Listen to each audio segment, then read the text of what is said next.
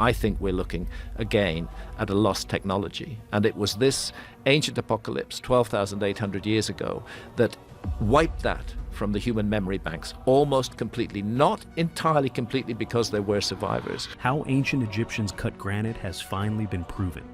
And the real answer has been hiding inside the stone this entire time. For over a century, Egyptologists insisted it was copper tools and sand. Engineers ran the numbers and said that was physically impossible. Graham Hancock spent 40 years saying the exact same thing, and got mocked, dismissed, and blacklisted for it. Then a material scientist named Dr. Massud Garb aimed a scanning electron microscope at a 4,000-year-old granite cutting groove and found a mineral that had no business being there. This discovery, in my opinion, is the most important discovery on the 21st century. A mineral harder than anything in Egypt's natural geology. A mineral that only gets there if someone deliberately put it there, not by accident, not by chance, by design. What Garb found inside that groove did not just answer the question of how the Egyptians cut granite. It confirmed that Hancock was right, and that mainstream archaeology has been giving you the wrong answer for over 100 years. The mystery no one could solve. Here's the thing most people get wrong about ancient Egypt. The pyramids are not the deepest mystery. Most are limestone, and while moving limestone at that scale is genuinely impressive, we can put forward mechanical explanations. Engineers find plausible, incomplete, sure, but not physically impossible. The real mystery is the granite. Granite rates 6 to 7 on the Mohs hardness scale. It is composed of quartz, feldspar, and mica, minerals so resistant to cutting that even today, with diamond-tipped power tools and precision grinding equipment, working granite is slow, expensive, and punishing. And yet the ancient Egyptians cut it and shaped it with a precision that makes modern manufacturing engineers genuinely stop and question what they are looking at. The king's chamber inside the Great Pyramid is constructed entirely from red Aswan granite. Some of those blocks weigh over 70 tons. The Valley Temple at Giza holds granite pieces fitted together, with joints so tight you cannot slide a razor blade between them. Statues carved from single granite blocks show surface detail so fine they appear machined. And drill cores recovered from ancient sites display spiral grooves descending into solid stone at feed rates that have no business existing in a civilization supposedly armed with copper and sand. Now, pay attention to this part. Chris Dunn spent over 40 years in precision manufacturing, CNC machines, aerospace components, surface grinding to tolerances measured in thousandths of an inch. When he examined ancient Egyptian granite artifacts firsthand, his reaction was not wonder, it was professional disbelief. Surfaces flat to within 1,000th of an inch across several meters. Drill holes maintaining perfect circularity through their full depth. Saw cuts straight and parallel over long stretches of stone. What the ancient Egyptians achieved matched or exceeded modern manufacturing standards. Not approximately, not loosely, precisely. So what has mainstream Egyptology said about this for the past century? Copper saws, sand is abrasive, dolerite pounders, patience. Here is the catch. Copper rates 2.5 to 3 on the Mohs scale. Granite's quartz component rates 7. When you cut a harder material with a softer one, even with abrasive assist, the tool destroys itself before the stone yields. That is physics. Dennis Stocks, an experimental archaeologist at the University of Manchester, spent years testing copper tools with sand on granite under controlled laboratory conditions. Progress measured in fractions of a millimeter per hour. Rapid copper degradation. Rough, uneven cuts that looked nothing like the ancient surfaces he was studying. Stocks himself admitted the experiments raised more questions than they answered. And get this, dolerite pounders, the percussion alternative, work even slower. Shaping a modest granite surface through pounding alone takes hundreds of hours of sustained labor. Scale that to the king's chamber, and you are looking at millions of man-hours for granite work alone. But here is the deeper problem neither method can solve. The precision. Surfaces flat to thousandths of an inch. Drill holes perfectly circular through their full depth. Saw cuts straight and parallel over meters. You do not produce those results with rocks and soft metal. Nobody does. Not then, not now. For 40 years, Graham Hancock kept pointing directly at this gap. The physical evidence does not match the official story. The tools proposed cannot produce the surfaces that exist. Something is missing from the explanation. And mainstream archaeology's response never changed. Hancock has no formal credentials. His claims are fringe. His questions are not worth taking seriously. Move on. If those questions are exactly why you clicked this video, subscribe now. Because what Hancock uncovered next is precisely why the establishment could not afford to let him keep asking until he found what was missing. The discovery. In 2022, Hancock partnered with Dr. Massud Garb, a material scientist specializing in tribology, the study of friction, wear, and lubrication, at a leading research institution. Dr. Garb had no investment in the Egypt debate, no reputation tied to any existing theory. He was a hard scientist drawn to a hard problem, and he arrived with instruments no one had ever pointed at these surfaces before. They obtained permission to examine ancient Egyptian granite artifacts using scanning electron microscopy and energy dispersive X-ray spectroscopy. Instruments that reveal surfaces at molecular scales completely invisible to optical microscopes. Every researcher who had examined these surfaces before was working blind at the scale that actually contained the evidence. This was not a re-examination of old findings. This was the first examination capable of seeing what was actually there. Dr. Garb began expecting exactly what Egyptologists had described for a century: sand particles, copper residue, the chemical fingerprint of brute force abrasion, the accepted story, repeated in journals and documentaries and university courses since before anyone alive today was born. He brought no agenda to the work. He was a scientist applying precise instruments to an unexamined surface. Here is where it gets strange. The wear patterns were wrong. The scratch signatures did not match sand. The microscopic geometry of the damage was inconsistent with quartz-based abrasion at every level of analysis. Every indicator pointed somewhere else entirely. And when Dr. Garb completed the elemental analysis and identified what was actually embedded inside those 4,000-year-old cutting grooves, he called Hancock into the room. Corundum, rating 9 on the Mohs scale, harder than anything occurring naturally in Egypt's geology. The same mineral family that produces rubies and sapphires, the same material modern industry uses every day to cut the hardest substances in engineering, sitting in grooves cut before the Roman Empire existed, before the Greek city-states, before almost everything we recognize as ancient history. Now, pay attention to what that actually means. Corundum does not exist naturally in Egypt in any form suitable for industrial use. The nearest major deposits lie in regions ancient Egypt maintained documented trade relationships with. But knowing a mineral exists is different from understanding what it can do at specific particle sizes under specific pressures. You do not stumble into that knowledge. You arrive at it through systematic experiment, refinement across iterations, the kind of deliberate material investigation that has a name: science. Dr. Garb was unambiguous about what the evidence implied. Using corundum effectively requires understanding mineral hardness at a sophisticated level. You have to grind it to specific particle sizes. You have to understand how particle size changes, cutting behavior under different pressures and at different slurry consistencies. You have to run controlled tests and track the results over time. He said this was not lucky improvisation. This was material science. And here is what that means for Hancock. Every argument he had made for 40 years, that the official explanation was physically inadequate, that something more sophisticated was at work, that the evidence on the stone did not match the story in the textbooks, had just been confirmed in a controlled laboratory setting by a credentialed material scientist using instruments that cannot be argued with. The mineral was there. The mineral does not belong there by accident. Someone put it there on purpose. But a microscope finding is evidence, not proof. Hancock understood the difference. He knew exactly what had to happen next. The experiments. In early 2023, Hancock organized a series of controlled experimental trials in a working workshop. Stonemasons and material scientists working together in the same room. They tested sand, the conventional theory, unchanged for a century. They tested quartz powder, slightly harder than sand, naturally available in ancient Egypt. And they tested a corundum quartz slurry, the hypothesis the microscope data had pointed toward. The results were not ambiguous.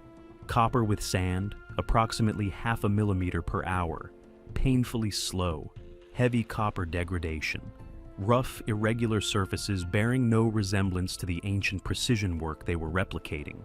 Exactly what Dennis Stocks had found in Manchester years before. The same failure reproduced. Copper with quartz powder, roughly 0.8 millimeters per hour, marginally better. Still nowhere near the quality or speed the ancient evidence demanded. Then they loaded the copper tools with the corundum quartz slurry, over 3 millimeters per hour, 6 times faster than sand. Copper tools lasted dramatically longer. The cut surfaces came out smooth, clean, and accurate in a way neither previous abrasive had produced. The difference was not incremental. It was a completely different category of result. And get this? That was not even the moment that silenced the room. The drilling was. The corundum slurry combined with copper tube drills under controlled downward pressure produced core samples with spiral grooves that matched the exact pattern found in ancient Egyptian drill cores. The same grooves that had baffled engineers and archaeologists for decades. The same grooves that the copper and sand theory had never once been able to reproduce in a century of trying. Reproduced right there on the workshop table, cut fresh into modern granite using the ancient method. Nick Giza, a veteran stonemason with decades of granite experience, described the moment plainly. The copper stopped fighting the granite and started guiding the abrasive. The cut went smooth. The speed jumped. The tool wear dropped sharply. He said for the first time in his entire career, standing in that workshop watching ancient methods work on modern stone, he could see clearly how it was actually done. But here is what the experiments revealed beyond the numbers and the groove patterns. The corundum slurry demanded real skill. Too thin, and it lost cutting power. Too thick, and it clogged the groove and stopped cutting entirely. Pressure had to be applied consistently and evenly.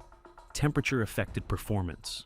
Every variable in the system required active management throughout the process. This was not something any single craftsman figured out in a week. It demanded specialists who had refined these methods across generations, who had passed precise technical knowledge from master to apprentice across lifetimes of dedicated practice. Exactly the kind of expert workforce you would expect from a civilization that built the structures still standing at Giza. After 4,000 years, 3 independent lines of evidence now converged.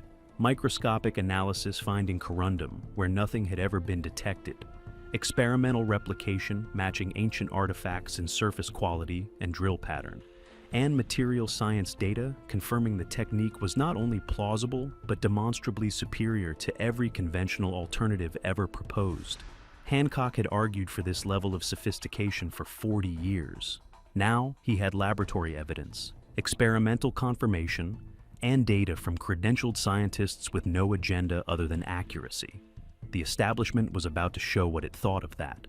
The gatekeepers. Hancock presented the findings at a material science conference in late 2023.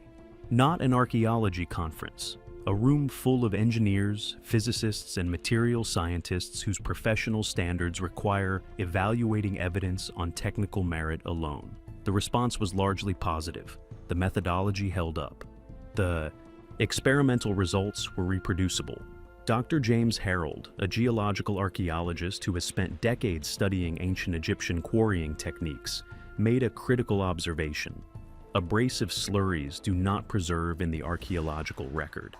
Once a cutting operation finishes, the slurry is cleaned away or disperses over time. Corundum traces embedded deep in cut surfaces may be the only physical evidence of the technique that could survive 4,000 years. The absence of prior evidence was never evidence of absence. No one had known what to look for or where to find it. And get this, that single observation should stop everyone who dismissed Hancock in their tracks. The evidence was always there, in the stone, patient, waiting for someone to point the right instrument at the right surface and actually ask the question. Then the findings reached mainstream Egyptology. Some archaeologists engaged with the science honestly and on its merits. They raised legitimate questions. That good science must answer. How much corundum would large-scale quarrying operations actually require? Is there documented evidence of corundum trade during the relevant dynasties? Could the traces in the grooves represent later contamination rather than original use? These are fair, necessary questions. The scientific process requires them, but a significant portion of the academic establishment did not engage with the science at all. They engaged with the name, Graham Hancock, the outsider, the author of Fingerprints of the Gods, the man they had spent 4 decades publicly dismissing as a pseudoscientist and a threat to public understanding of history. Their position was stated plainly. Hancock's involvement taints the findings regardless of scientific merit. The data did not matter. The experimental replication did not matter. The professional credentials of Dr. Garb and every other scientist involved did not matter. The name attached to the work was sufficient grounds for dismissal. Here is the catch. Hancock addressed this directly in a 2024 interview. He said, Egyptologists told him explicitly that even if the corundum hypothesis turned out to be correct, he should not be the one presenting it. That his lack of formal credentials in Egyptology disqualified him from contributing to the field, even when he was standing alongside credentialed materials scientists holding reproducible experimental data. He said it was never about truth. It was about gatekeeping, about controlling who gets to rewrite the story of human civilization. That response revealed something more significant than any mineral trace. The resistance was never about the quality of the evidence. It was about authority, about protecting the institutional right to determine what questions are worth asking and which voices are permitted to ask them. And it is the same reflex that kept the right questions unasked for over a century while the answers sat undisturbed in 4,000-year-old stone. The corundum hypothesis has continued gaining traction where it matters most, among engineers, material scientists, and a growing number of archaeologists willing to evaluate findings on their merits. But the cost of that suppression, the questions never pursued, the evidence never sought, is not a footnote. It is the central indictment. What this really means. Let's be precise about what the corundum discovery does and does not establish. It does not validate every claim Hancock has ever made. His broader arguments about lost civilizations remain contested and belong on their own terms, with their own evidence. Science evaluates individual claims on individual evidence. That is exactly what happened here. On this specific question, how ancient Egyptians cut granite to tolerances that impress modern manufacturing engineers, the physical evidence now supports a clear and experimentally replicated answer. That answer holds, regardless of who proposed it or how many years they spent being ignored for asking. Here is what that answer means in practice. If the ancient Egyptians were deliberately using corundum-based abrasive slurries at an industrial scale, their technological profile requires a fundamental revision. They understood mineral hardness at a level no mainstream Egyptological account has ever credited them with. They operated long-distance trade networks specifically for the purpose of sourcing industrial materials unavailable in the Nile Valley. They developed processing methods, grinding corundum to optimal particle sizes, mixing slurries to exact working consistencies, managing a complex multivariable cutting system across large workforces that qualify without qualification as applied material science. They were not primitive laborers struggling against stone with inadequate tools. They were engineers and master craftsmen operating at a level of sophistication that we are only now, 4,000 years after the fact, beginning to properly measure and document. And get this. The corundum discovery forces a question that should sit uncomfortably inside every institution that spent decades dismissing these questions without bothering to investigate them. If we missed an entire abrasive technology, hiding in plain sight on surfaces that thousands of researchers had examined across more than a century, what else have we missed? How many other ancient techniques have been written off as mythological or impossible simply because no one applied the right tools to the right surfaces and asked the right question? Hancock has been asking that question since 1995. The response was ridicule. Then a material scientist pointed a scanning electron microscope at a 4,000-year-old groove and found the answer inside it. The question is not closed. It has only just properly begun. The proof is in the stone. In a tribology lab, Dr. Massud Garb analyzed the surface of a granite cut made 4,000 years ago and found corundum where no one had ever thought to look. Not contamination, not coincidence. a mineral with no natural industrial presence in Egypt, embedded inside cutting grooves, leaving a chemical signature that survived 4 millennia, waiting for someone with the right instrument and the right question. In a workshop, Nick Giza pulled a copper tool loaded with corundum slurry across a modern granite block and watched it cut smooth, fast, and accurate, the way it must have cut when the pyramids were being built. The same spiral groove pattern, the same surface quality, the same technique, proven functional across 4,000 years.